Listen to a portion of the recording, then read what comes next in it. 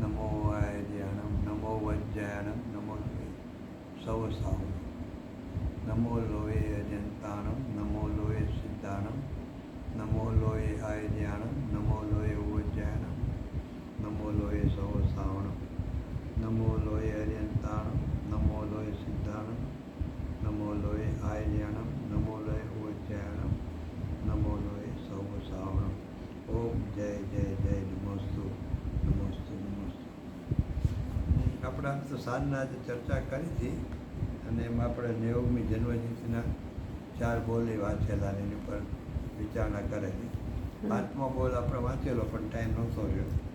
5મો બોલ છે જ્ઞાન જ્ઞેયાકારે પરિણમતું હોવા છતાં જ્ઞાનનું કારણ જ્ઞેય નથી, જ્ઞેયનું કારણ જ્ઞાન નથી, બંને સ્વતંત્ર છે. આ બોલ છે ને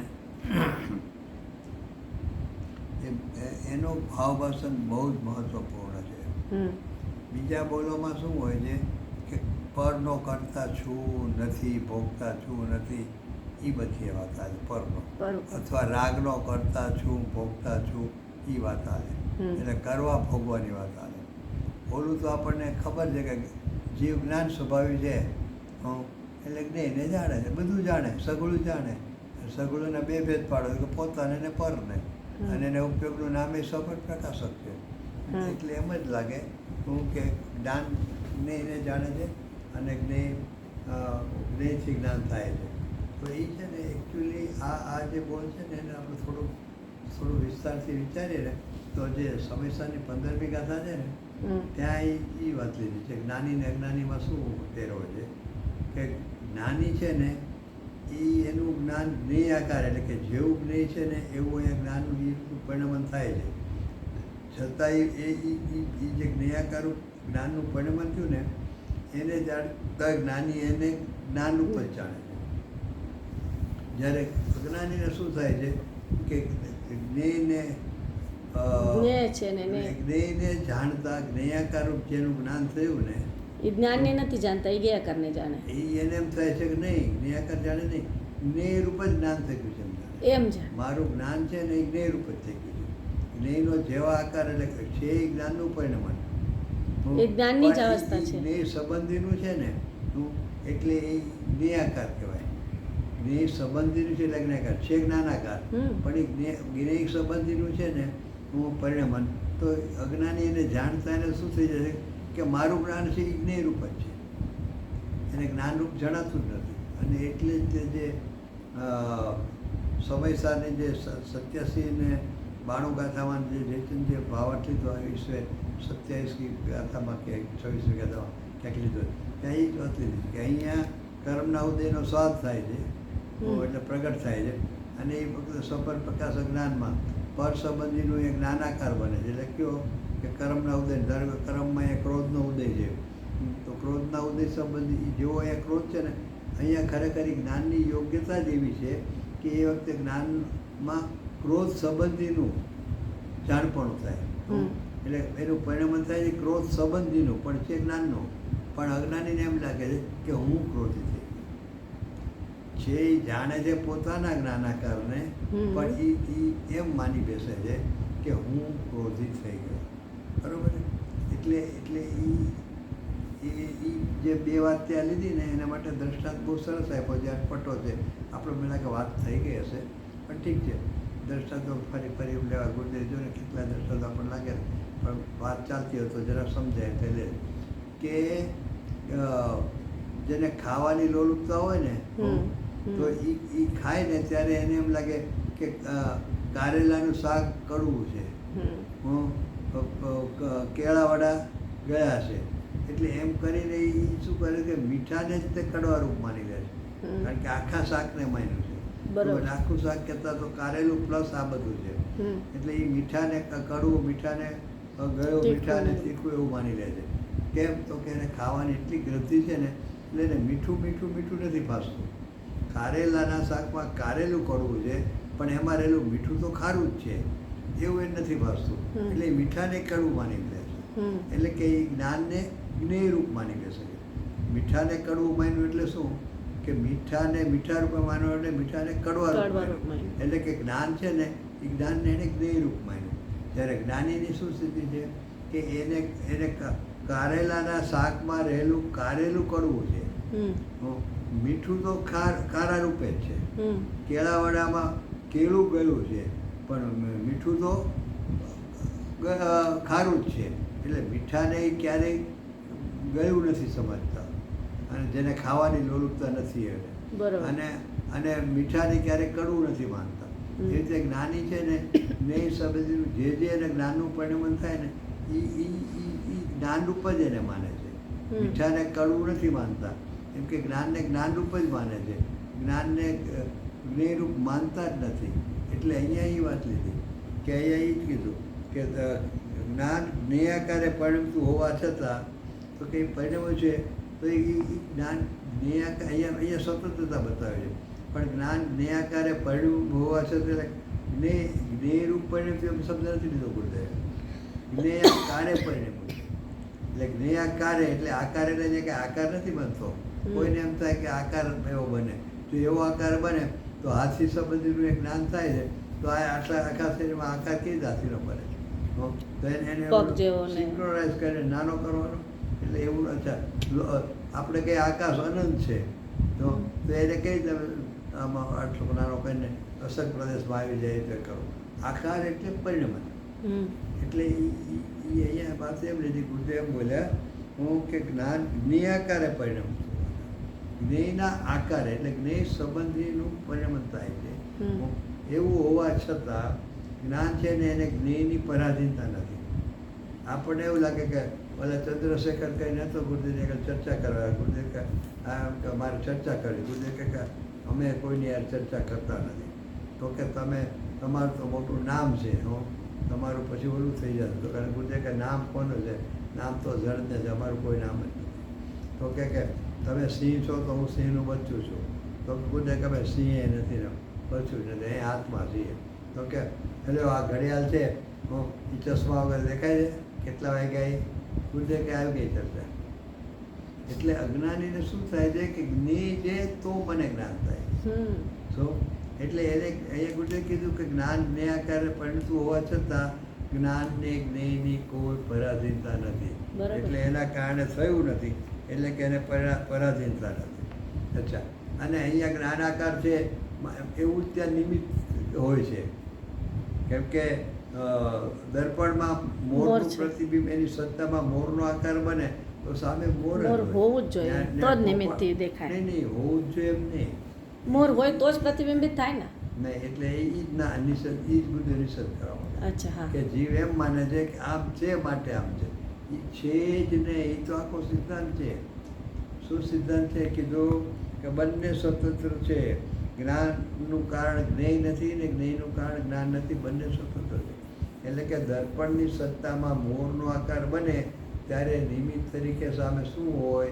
જ્ઞેય તરીકે શું હોય? તો કે મોર જ હોય. તો એ જ હું કહું છું, મોર જ હોય, હોવું જોઈએ નહીં. ત્યાં નિમિત્ત તરીકે મોર જ હોય, ત્યાં પોપટ ન હોય. હા, એ જ હોય હોવું જોઈએ નહીં. હોવું જોઈએ તો એના કારણે થયું. એ રિસર્ચ છે. હોવું જોઈએ એમ નહીં. જ્ઞાન ને જ્ઞેય એ બેનો સંબંધ એવો છે ને અનાદિસિદ્ધ છે. એમાં કોઈ દી જ્ઞાન હોય અને સામે જ્ઞેય ન હોય એવું બને જ નહીં. અને જ્ઞાન એવું જ હોય કે સામે ત્યાં જ્ઞેય પણ એવું જ હોય. એને લઈને આને એને લઈને તો આપણને એમ થાય ને કે કેવળી ભગવાન તો ભૂત વર્તમાન ભવિષ્યની પર્યાયને જાણે છે. તો વર્તમાન તો મારી જ બેઠા છે. આદિનાથ ભગવાન એને જ્ઞાન થયું કે આદિનાથ બેઠા હે, પણ ભવિષ્યની પર્યાયમાં એ મારી છે એ મહાવીર થવાના. તો એ ક્યાંથી એવું? તમે કહ્યું જ્ઞાન અહીંયા થાય તો સામે જ્ઞેય હોય જ. બરોબર? તો ત્યાં સામે જ્ઞેય તો છે ને, મહાવીર ભગવાન તો છે ને, એ તો મારી જ થઈને બેઠા છે. તો ભગવાનને કઈ રીતે કેવું જ્ઞાન થયું? અને જ્ઞેય જ્ઞાનની જ્ઞેય જ્ઞાનનું સ્વરૂપ એવું છે કે જેમ પેલા થાંભલો હોય એમાં 3/24 કોતરેલી હોય તો જડબે સલાકા જ હોય ને. અને એક અંશને જો તો આખું જણાઈ જાય ને.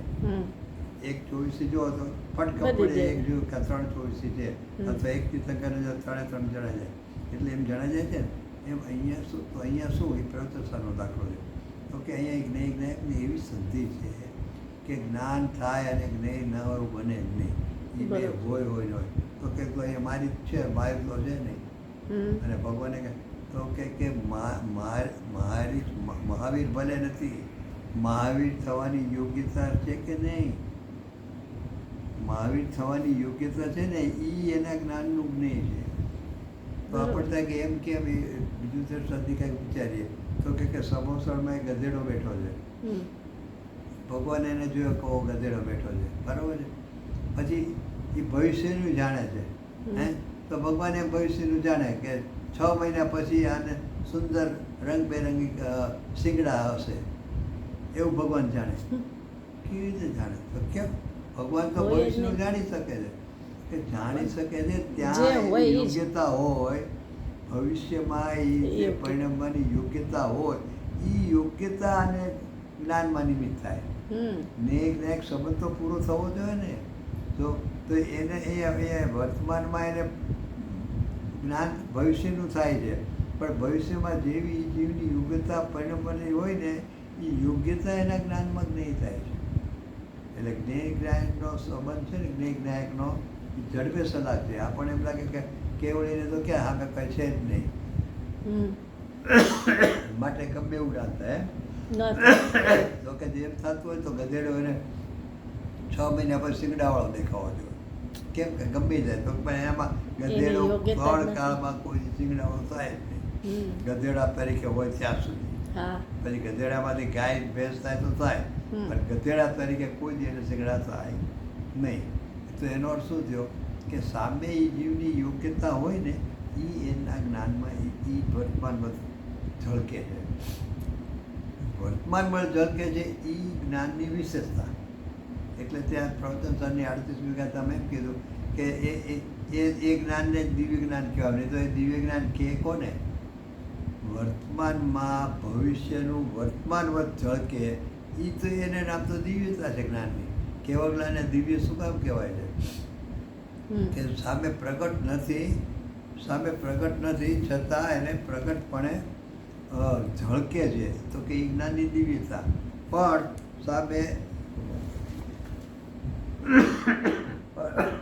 સામે ઈ રૂપે જીવનું પરિણમન થવાની, જીવ હોય કે પરમાણુ પદાર્થ કે જે હોય એ બધાનું ઈ રૂપે પરિણમન થવાની યોગ્યતા પડી છે ભવિષ્યમાં થવાની. ઈ એના વર્તમાન જ્ઞાનમાં જ્ઞેય જળ. બને. એટલે જ્ઞેય જ્ઞાયકનો સંબંધ આટલો જડબેસર લાગે તો પણ જ્ઞેયના લઈને જ્ઞાન થતું નથી નથી. અને જ્ઞાનના લઈને જ્ઞેય નથી. જ્ઞેય થતું. એટલે કઈને કોઈને કાર્ય સંબંધ નથી કે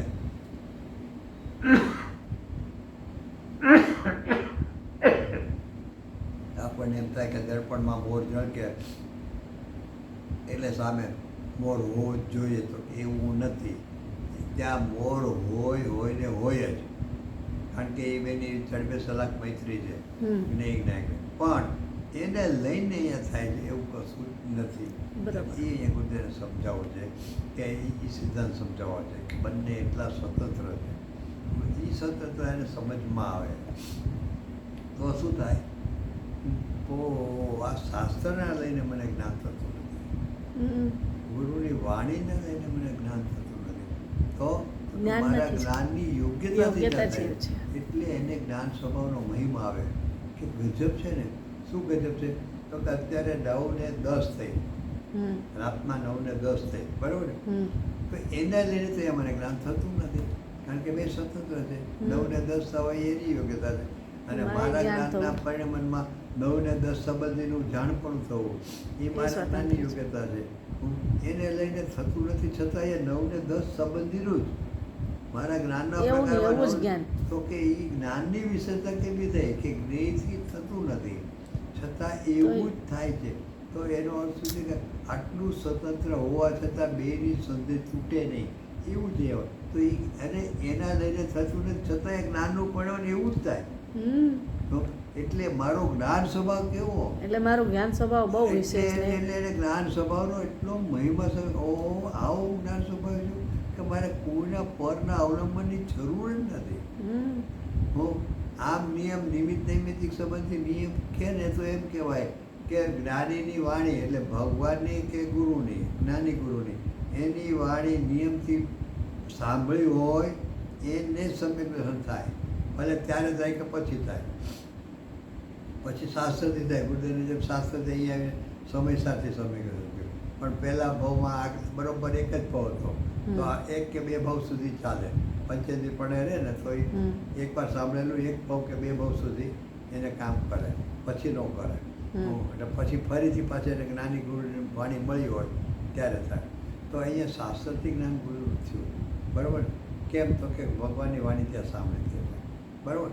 પણ અહીંયા તો એ કહે છે કે તારે એટલે નિયમ એવો છે કે એકવાર જ્ઞાનીની વાણી સાંભળી હોય એને સમ્યક થાય. તો કે એ નિમિત્ત છે ને એ ઉપાદાન વ્યવહારની નિશ્ચિતતા સમજાવવા માટે છે. ખરેખર એના લઈને આ થતું જ નથી.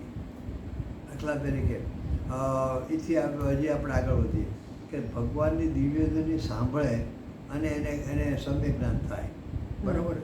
તો કે એ નિમિત્ત નૈમિત્તિક સંબંધથી બરાબર છે કે જ્ઞાની ગુરુની વાણી છે તો સાંભળતા એને સમ્યક થાય. સામે ભગવાનની વાણી પણ કહે છે કે ખરેખર એટલી સ્વતંત્રતા છે જ્ઞાનની કે એ જ્ઞાન સમ્યક દર્શન ત્યારે જ થાય છે કે ભગવાનની વાણી સાંભળવાનું લક્ષ છૂટી જાય.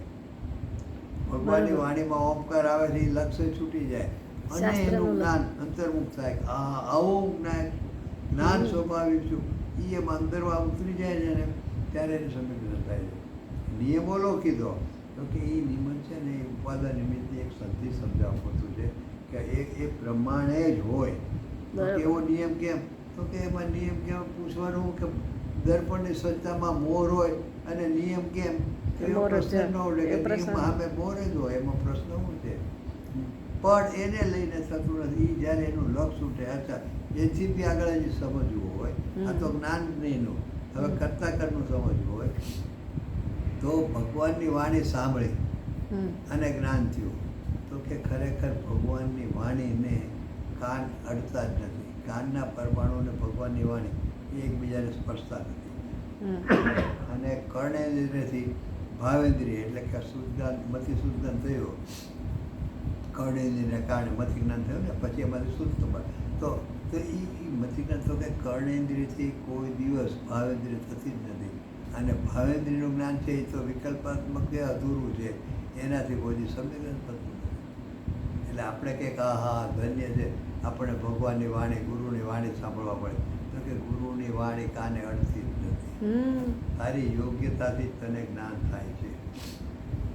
એટલે અહીંયા આખો આજે બોલ છે ને જ્ઞાનને સંબંધિત, એમાં ભલે છે બે વાક્યો જરાક આપણને બરાબર સમજાય કે આપણે સિદ્ધાંતિક સમજાય, પણ એને ઊંડાણમાં આવતા ખબર પડે એનો અર્થ શું? તો જ્ઞાનની મહિમા બહુ હતી, જેટલું ઊંડાણમાં ઉતરશો. સ્વાભાવિક છું જે 144 ગાથામાં કીધું ને, સૌ પ્રથમ જ્ઞાન સ્વભાવે આત્માને જાણવો. તો કે સૌ પ્રથમ આત્મા એ હું આજે બેસી ચર્ચામાં આવી જાય મેં પૂછ્યું હતું તો બેસી એમાં એ જ લીધું. એટલે બધા પ્રશ્ન કર્યો હતો હું નાયક છું એમ એના ઉપર ઓલું કરે કે જોર જાય કે જ્ઞાન સ્વભાવે આત્મા છું એનાથી. એટલે બેસીને કહેવાનું હતું બે જાય જ્ઞાન સ્વભાવે આત્મા છો કે નાયક છો, પણ એમ કહેવાનું હતું બેસીનું કે જ્ઞાન સ્વભાવે આત્મા છું ને એવો જે નાયક હું એનું ગ્રહણ થવું, એનું અસ્થિ એને ભાવભાસ થતો હોય. ખાલી એમ કે આ ધારણામાંથી કે એનું આ હું જ્ઞાન સ્વભાવે એટલે એમ એને પોતામાં આમ એટલે એનો શું થયું કે ત્યાંથી બહારથી પાછો વળે હું કોણ છું બોલું જ્ઞાન સ્વભાવ છે ભાવ નથી ભાસતો. એટલે કે આનાથી મને જ્ઞાન થયું, આનાથી મને જ્ઞાન થયું, આનાથી મને જ્ઞાન થયું. તો જેમ ઓલામાં માને કે ભગવાનના દર્શનથી મને શુભ ભાવ થયો, એમ માનીએ ને આપણે ભગવાન દર્શન એટલે શુભ ભાવ થયો. એમાં એ માને કે જ્ઞેયથી મને જ્ઞાન થયું, ભગવાનની વાણી સાંભળી એટલે મને જ્ઞાન થયું. કે એ બધું પરાવલંબી જ્ઞાન છે, એ કોઈ સંવેદનનું કામ એક એ વાત થતાં ઓહો આ પરાવલંબી જ્ઞાન તો તું જ્ઞાન સ્વભાવ છો, સ્વતંત્ર જ્ઞાન રૂપે પરિણમે છો અને એ જ્ઞાન રૂપે સ્વતંત્ર પરિણમવું એવો જ તારો સ્વભાવ છે. હવે એ જ્ઞાન સ્વભાવમાં આવે ત્યાં શું થાય અને થશે ખબર છે કે જે હું જ્ઞાન સ્વભાવી છું એટલે એનો અર્થ કે રાગ રૂપે પરિણમવું હું એવો મારો કોઈ સ્વભાવ જ નથી, કારણ કે હું જ્ઞાન સ્વભાવી છું. અચ્છા જ્ઞાન સ્વભાવી છું તો રાગ રૂપે પણ નથી, પણ રાગ ગુરુદેવ તો ત્યાં સુધી કહે છે કે તારામાં એવો કોઈ સ્વભાવ નથી કે તું ભાવ રૂપે પરિણમે, એટલે કે મને આ નથી મળે આ ભાવ મળે. રાગ રૂપે તો નહીં પણ ભાવ રૂપે ન તો પરિણમે. ભાવ રૂપે નથી તો ભાવનો ભાવ એવો રાગ, તો કે રાગ રૂપે તું પરિણમતો નથી. એટલે ગુરુદેવ એમ કે તારામાં સંસારની ગંધ પણ નથી. તો સંસારની ગંધ પણ નથી, સંસાર તો નથી, સંસારની ગંધ પણ નથી.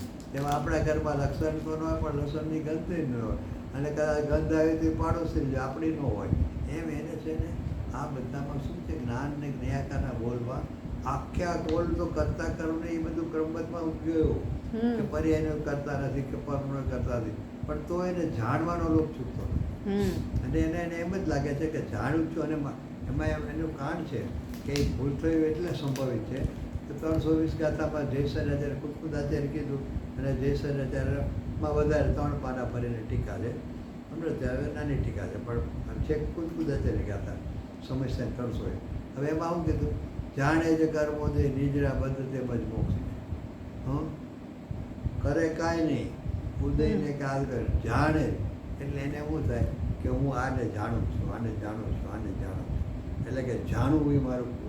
એટલે એને જેને પરને જાણું છું નહીં, એટલે જાણવારૂપ તો કરું છું ને, પણ ઉદયને નથી કરતો, ઉપસમને નથી કરતો, તો પછી સવારના મોક્ષને નથી કરતો, પણ જાણવાનું તો હું કરું છું ને. એટલે ગુરુદેવ રાત્રિ ચર્ચામાં બહુ લીધું ને પછી પ્રવચનમાં લીધું કે ખરેખર કરવું એ પણ ત્યાં છે, એ કરવા પણ એને કરવું, જ્ઞાનનું કરવા પણ એને નથી. તો જાણનારું જણાય છે એ શેમાં આવે આમાં? એટલે એ કરવા પણ એને નથી, જ્ઞાનને મારે કરવું છે એ નથી રહ્યું. જેમ ઓલું બધું જાણવું પણ, આને જાણે આને જાણે કીધું ને કે કરે નહીં, એ તો કરે નહીં માટે જાણે એમ કીધું.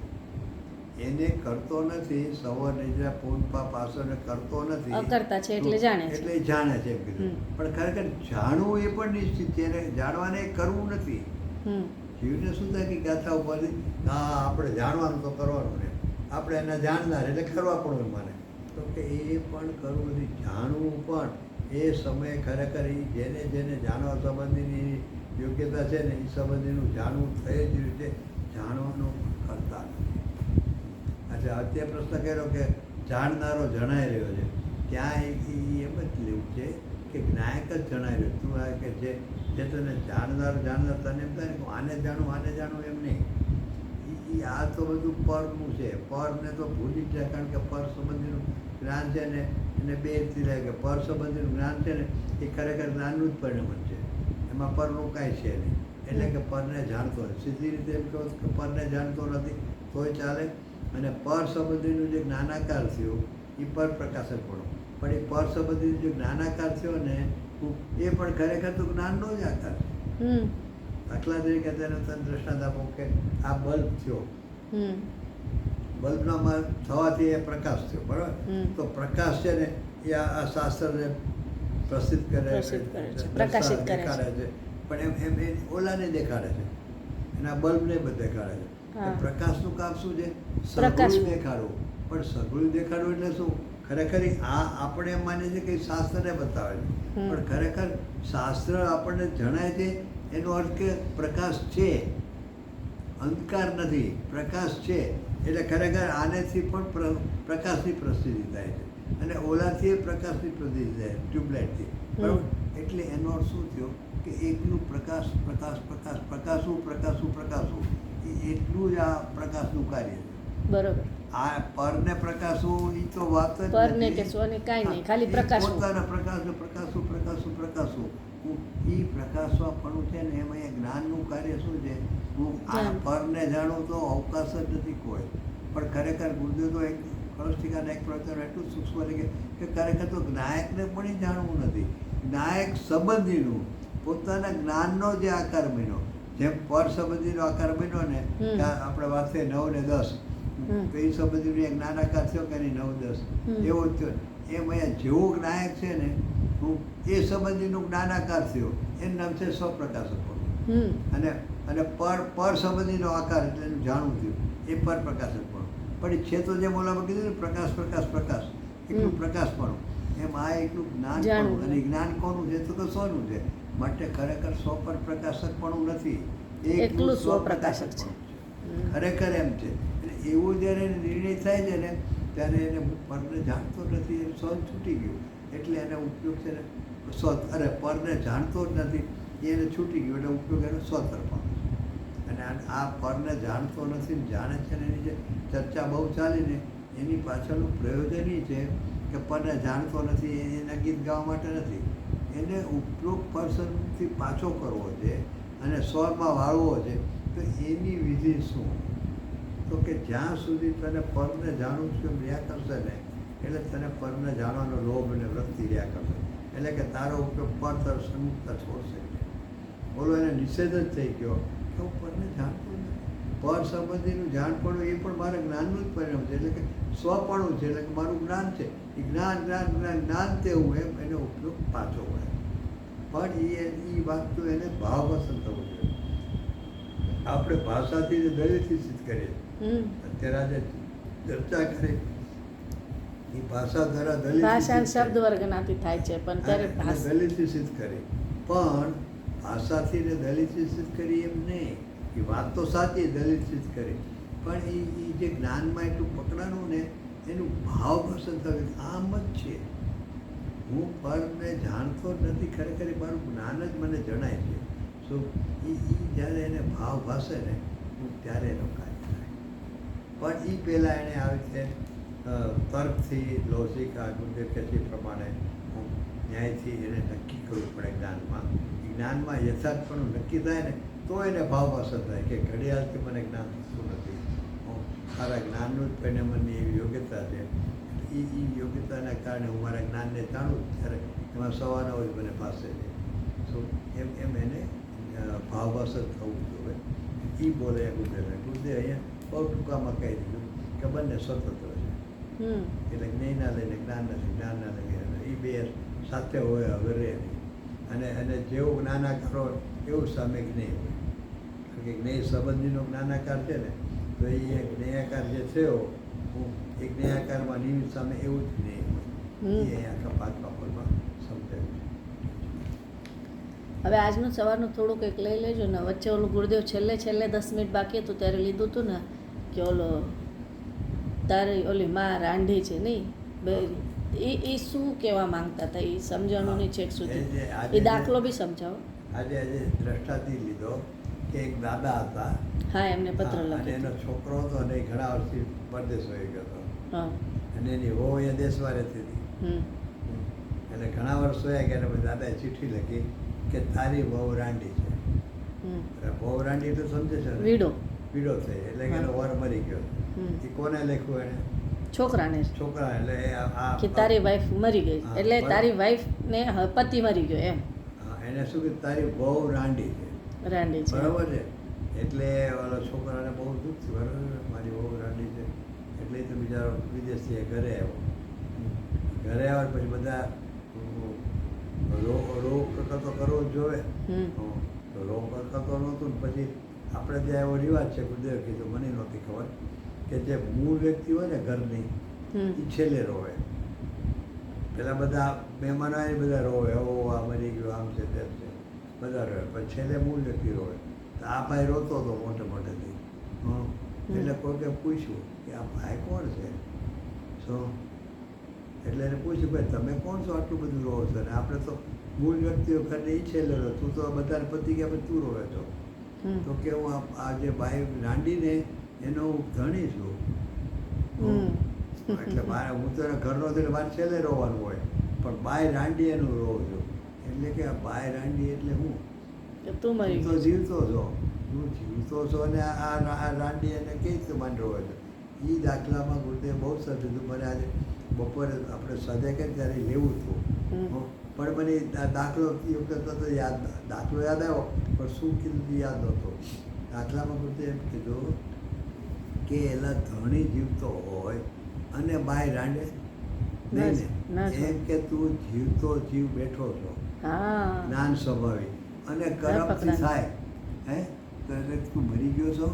કર્મથી થાય તો તું મરી ગયો છો, તું રાંડેલો છો. અરે તું મરી નથી ગયો, એટલે કર્મથી થાય હું જ્ઞાનાવરણી હોય એવું જ્ઞાન થાય. એમ ગુરુદેવ એ દાખલામાં બેસાયેલું. જ્ઞાનાવરથી જ્ઞાન થાય તું જીવતો છો કે નહીં? તું જીવતો છો ત્યારે બની ક્યાંથી રાંડી? એમ કર્મથી થાય તું કહે તો તું જ્ઞાન સ્વભાવી આત્મા છો તો તો તું કર્મ જ્ઞાનનું પરિણામ ક્યાંથી તો થાય? તારું છે જ તું મરી ગયું છે જ્ઞાનનું પરિણામ કે જ્ઞાન આવવાનીથી જ્ઞાન થાય? ના રે ના. જ્ઞાન આવવાનીના સ્વયં શબ્દથી જ્ઞાન ક્યારે થાય કે તે જ્ઞાનનો અભાવ થઈ ગયો હતો એટલે રાંડી કે જ્ઞાનથી તું રાંડી ગયો એટલે જ્ઞાન મરી હા. ગયો હતો એટલે ગુરુદેવજી એમ લીધું કે તું જીવતો જીવ બેઠો છો અને જ્ઞાનથી જ્ઞાન આવવાથી તને જ્ઞાન થાય એ દાખલો બહુ સારો ગુરુદેવજી એ આમાં જ લીધો આવી રીતે નથી લેતા રાંડવાનો લે છે આ દાખલો પ્રસ્તુત છે પણ નાના આવડે આજે મેળવણી કરી બહુ મને ખ્યાલ નથી આજ પહેલી વાર મને ખ્યાલ આવ્યો સારું પછી અહીંયા તો હું આજે બધા બોલ જે હતા ને એ પૂરા થઈ જાય ને જેવું એટલે હા. એ બધામાં અને આજે શરૂઆતમાં તે અકાર્ય કારણ બહુ લીધું એ અકાર્ય કારણ શક્તિ છે ને એમાં એ કારણ એટલે અહીંયા બોલમાં બધા વિકલ્પાત્મક નિર્ણય છે ને પણ બુદ્ધને આજે આ અકાર્ય કારણ શક્તિ હાલતી હશે કે જે હશે બીજી વારમાં આ તો જો કે 18મી વારના છે ને એટલે ત્યાર તો બીજું શાસ્ત્ર હતું પણ બુદ્ધને સ્વાધ્યાયમાં કાંઈ રોજ સવારે શક્તિ બોલતા હોય ને બધા સવારે 4 વાગે 4 વાગે. એટલે એ ગુજરાતી શરૂઆત એમાં જ લીધી બહુ અકાર્ય કારણથી હું કે તારો સ્વભાવ જેવો કોઈ નથી પહેલાં ભાવ કરે એવો તો સ્વભાવ નથી ભાવનો ભાવ કરે એવો સ્વભાવ નથી હું એટલે કે રાગ કરે રાગનું કારણ તું થા એટલે કે તારા કારણે રાગ થયો એવો એવું તારો નથી. સ્વભાવ નથી. અને રાગ અને રાગના કારણે તું થાય એવો નથી ને તારા રાગના કારણે. કારણે તને જ્ઞાન થયું એવો પણ તું નથી એટલે કે રાગ સાથે કાંઈ સબબ પણ એ જ્યાં સુધી વિકલ્પવાળો નિર્ણય છે ને તો એ વિકલ્પવાળો નિર્ણય પણ એમાં જ ગયો એ કાર્યકારી નથી પણ ગુરુદેવ ત્યાં વિષય આજે બહુ અકાર્યકારનું લીધું કે રાગનું કારણ નથી અને રાગનું કાર્ય નથી એ ઉપર બહુ લીધું એટલે રાગના નિષેધનું આજે બહુ લીધું પછી આ બધા વિકલ્પો લીધા પછી આ દ્રષ્ટાંત રીતે આજે સવારનો પ્રવચન પૂરું કર્યું ચાલો જય હિન્દ.